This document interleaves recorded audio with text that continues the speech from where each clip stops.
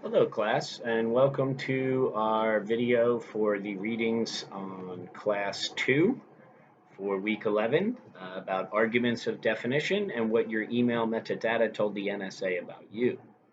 On page 186, right, the reading starts about understanding arguments of definition. And what I'd like to focus on, they give a lot of important examples and anecdotes about different kinds of definitions in our society and how it relates to our cultures. But let's key on the boldface terms. On page 189, we have formal definitions, right? And on page 190, we have operational definitions. Formal definitions, right, as the book tells us, dictionary definitions, right, dealing with the genus and species. Whereas on page 190, they're focusing on operational definitions. They identify an object or idea by what it does or by what conditions create it. Here's where privacy gets interesting, right? We have formal definitions of rights to privacy, formal definitions of free speech. But how do those operate within our culture and society? Uh,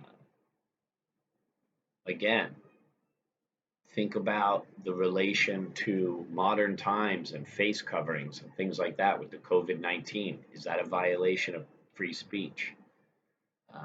What is the operational definition? So I think that definitions play a huge part in this essay, and that is why we're writing about privacy, having focused on them. Um, for the last essay dealing with stereotypes, a lot of that had to do with definitions of identity and how a lot of times identity can be fluid, and the operational definition of gender becomes much more different from the formal definition of gender, which could be an either or fallacy of just masculine and feminine, right? So we're kind of taking it a step further here and looking at the Patriot Act, issues of privacy, domestic surveillance, cell phone surveillance, computer surveillance, email surveillance, social media surveillance, doxing, personal video camera surveillance, public video camera surveillance, police car camera surveillance, red light cameras, traffic camera surveillance, again, and the relation to privacy. And under the operational definition of privacy, is it being violated? Um, so there's a lot to think about. Um, Obviously, they talk about questions relating to the fulfillment of conditions, right? I like the cartoon on page 191. The prince reconsiders, is waking sleeping beauty with a kiss sexual harassment? Good point, right? And they talk about the operational versus formal definitions of sexual harassment and how certain criteria need to be met. So definitions play a very big part in our society, and the reading continues with definition by example, which again, we always use examples. Developing our definition argument, formulating your claim.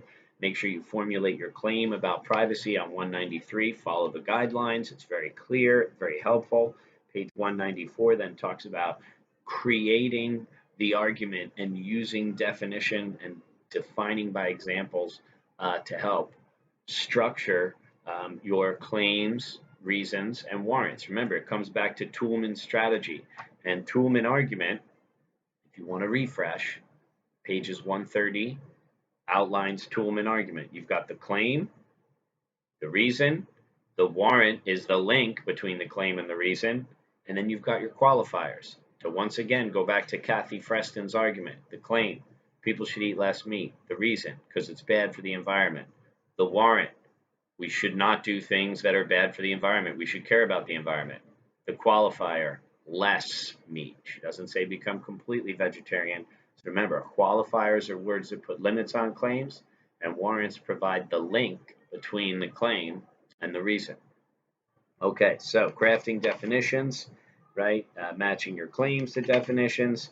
Then we have the guide to writing an argument of definition, which is very helpful on pages 199 to 204. So hopefully, right, you're feeling good about the privacy topic. If not, give me a call. Now, that being said, our page 326 reading for this week on style focuses on the term anaphora. An anaphora is when you have repetition of words at the beginning of phrases. Remember, alliteration is repetition of beginning sounds and letters. So think about the hashtag for COVID-19, stay safe. That's alliteration because stay safe, two S's, right? Now, what about, I believe it's NBC News, stay safe, stay healthy, stay connected.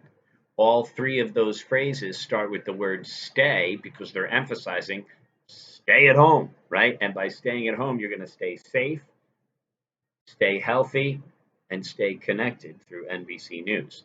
So alliteration is the repetition of letters and sounds at the beginning. Anaphora is the repetition of actual words. Remember, the figures of speech are for emphasis. So we remember these things because of the figures of speech. You remember those slogans because of the emphasis. One of the most famous anaphora examples is I came, I saw, I conquered. What do they want to emphasize? I did all of those things. Okay, so anaphora is used for emphasis. You might use anaphora in the title of your essay for emphasis. You might use anaphora in your sentences, right? We see anaphora in songs all the time when the lyrical refrain repeats the same word at the beginning of each phrase. So that being said, now on to the essay. What your email metadata told the NSA about you kind of continues the idea from the Riley, 4 ways the Riley ruling matters, right? Again, our counter argument is the nothing to hide argument. But again, the rebuttal then says, well, even though you may not have nothing to hide, it still could be a violation of your privacy. Because many of you might not know what metadata is, and I thought this essay did a nice job of explaining it. I did not know what metadata is before reading this. And I think that it's very succinct, meaning short and sweet. It gets to the point. It's only 2 pages, really, 4 paragraphs. Let's look on 748, right? The paragraph right in the middle of the page there. But email metadata is more revealing than that, even more revealing than what the NSA could do with just the time of your last phone call and the nearest cell tower. For Operation Stellarwind, it must have been all about that IP or Internet Protocol address.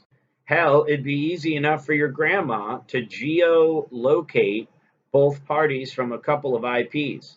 There are countless free services on Google that turn these numbers you give to the IT guy into your exact location. For example, using 2 IP addresses in the email sent to me above, we can easily determine that it was sent from Victoria, Australia.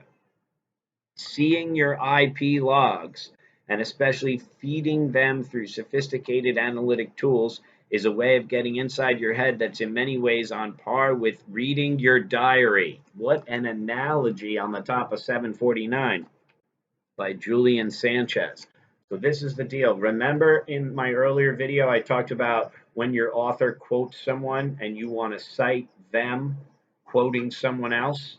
So Rebecca Greenfield wrote this essay, but she quotes Julian Sanchez at the top of page 749. So you'd mention in your sentence, you'd set the quote up by saying, according to Julian Sanchez, comma, or Julian Sanchez states, comma, right? Or Julian Sanchez made an interesting claim, put a colon after it because it's a complete sentence. So set the quote up, put the quote, and then in the citation, you read it. Even though Julian Sanchez said it, you mention his name in the sentence, you give him credit, but then you'd put in the parentheses at the end, quoted in, QTD, period, in Greenfield, paragraph 6. Sorry, I was wrong. That's why I'm not a math teacher. It's not 4 paragraphs, it's 6. Okay? Quoted in.